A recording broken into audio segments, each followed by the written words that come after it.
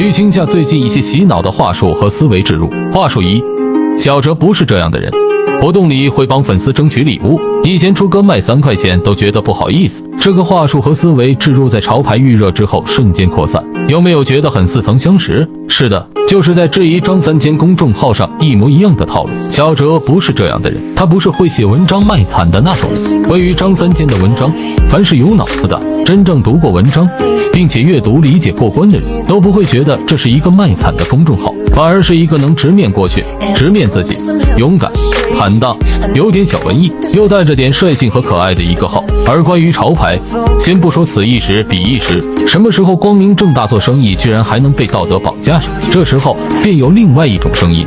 这时候出现了话术二：潮牌是在小程序卖，只面向粉丝，属于割韭菜行为。首先，割韭菜这个词是金融术语，意思是机构操纵股市，可以大幅度减仓，导致股价大跌，再以低价建仓，反复循环获利，而因股价大跌而损失的散民便是被割了韭菜。不要知道了一个词语就随便乱用，创立品牌坦坦荡荡、堂堂正正，属于正规的商品交易，银货两讫，何来割韭菜一说？品牌刚起步，货品种类和库存达不到大平台的标准，选择微信小程序开启是非常正常的事情，不然那里那么多小众品牌和商家，难道都是割韭菜？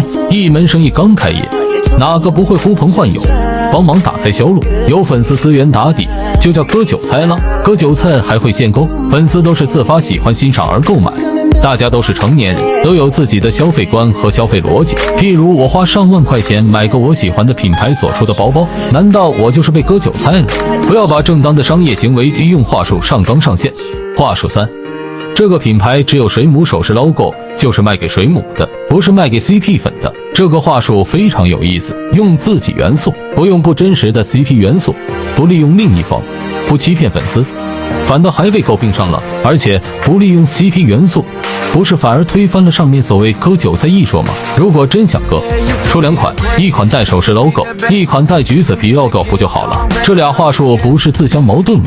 而且这又引申到了另一个问题， CP 问题。苏师傅一文讲得很明白， CP 圈里的脂粉靠嗑 CP 盈利。挺早前我便意识到课堂是一个产业，是课堂大粉脂粉的饭碗。记得 B 站有一位课堂大阿博主提灯某喵，是我最早关注的阿博主之一。813出事后我就没怎么上小破站了，偶然一次上发现他刻起了攻和周瑾一模一样的模式，然后应该是流量不行，后面又刻回他俩，真是一出接一出，一套接一套。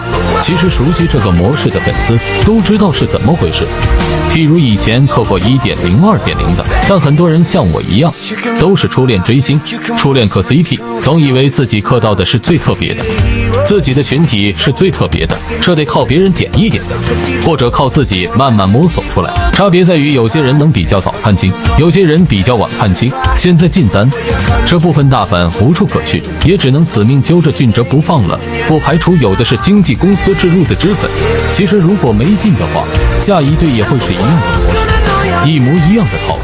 话术4：那么多人背书潮牌，都是想要拆 CP。小哲恩出现的第一件事居然是拆 CP， 而不是说案子之类。一开始我真不觉得潮牌的推出以及他朋友的支持是为了拆 CP， 请这么想的 CP 粉们醒醒，全世界不是围着 CP 而转的。难道没想过颜色改头像，苏苏戴帽子，不过是告诉大家，我兄弟创立了一个品牌。李老说了，他有活下去的权利。但是紧接着阴谋论的洗脑包却满天飞，各种造谣谩骂层出不穷，说人家拆 CP， 难道不是因为 CP 粉抬进了他的身边人吗？造谣辱骂他的经纪人、他的兄弟，甚至他的阿姨、最爱的妈妈，把他身边弄得全员恶人，最后只剩下另外一位可以信任。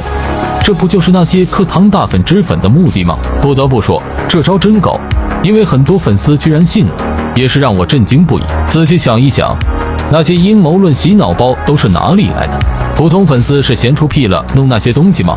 话术5：唯粉路人粉帮他卖惨，觉得他过得不好，要赔很多钱。云云，首先他惨不惨？不需要卖。所谓卖惨一说，不过是把实情道出。如果把实情道出，就觉得是卖惨的话，那不是卖惨，而是实惨。而唯粉路人粉为何要道出实际上他需要面临的问题，譬如赔偿问题呢？那是因为 CP 粉圈里给他营造了一种他过得很好，他有老公，被人照顾着，别人愿意花钱养他这么荒唐而虚幻的梦境。这些话术的根据在哪里？在于课堂大粉撒的糖里，在于那些编造糖料的洗脑包里。话术6，他现在抻 CP， 他以前不也一样撒过糖卖过粉吗？这个话术属于回踩正主了。关于 CP 的模式和套路，前面已说过，很多糖点磕点是课堂大粉脂粉的氛围营造，去看看其他家就知道。而在演唱会上，他给足了 CP 粉体面，是因为他对粉丝的体贴。不要对不起这份体面，一切磕 CP在于美好的幻想，而这个幻想的前提是尊重。所有糖点，无论是所谓的硬糖也好，软糖也罢，即便是那些所谓的刑侦分析，也不过是推断，更不用说那些毫无根据的糖料洗脑包，磕到真的高高兴兴，磕到假的经历过美好过就行，磕个 CP 磕成偏执不值得。最后，不要成为乌合之众里所说的这类人，群众从未渴求过真理，他们对不合口味的证据视而不见。假如谬误对他们有诱惑力，他们更愿意崇拜谬误。谁向他们提供幻觉，谁就可以轻易地成为他们的主人；谁摧毁他们的幻觉，谁就会成为他们的牺牲品。